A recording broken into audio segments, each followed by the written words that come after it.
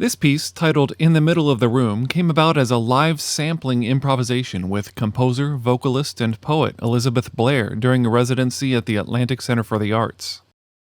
In my live sampling improvisations, I capture sounds from my partner in improvisation live in the moment of performance and transform them into something new to reintroduce into the performance and continue to shape it. Elisabeth brought some notes she had made about the recent experiences of a close elderly friend and conversations she had with this friend. Our stream of consciousness navigation through and about the material reflected the scattered thoughts of a lonely, regretful, and aging mind that is aware of its own gradual failure, an assemblage inspired by fragments of life's recollections and reflections, allowing dots to be connected in new ways by our imaginations and artistic intuition. Our improvised performance concluded.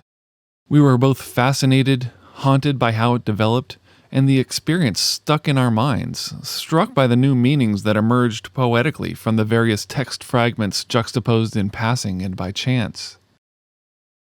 To explore this fascinating concept and the beautiful piece further, I re-entered the improvisation, this time as a performing video artist.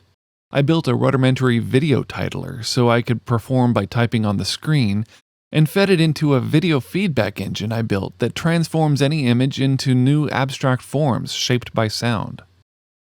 I typed in real time in response to the music, words, and the things in between.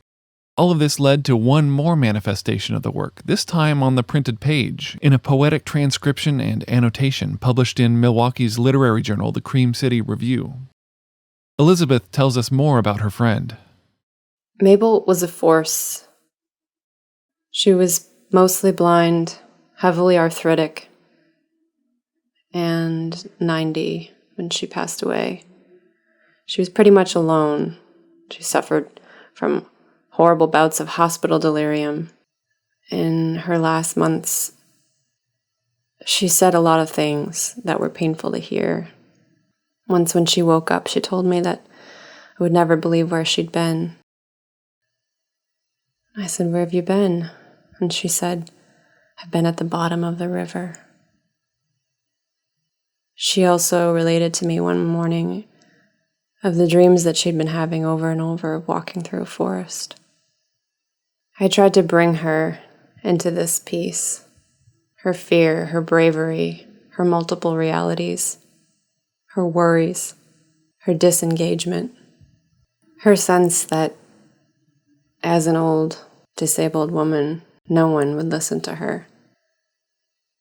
I'm so glad and grateful that this piece has, in its way, allowed so many people to listen to her.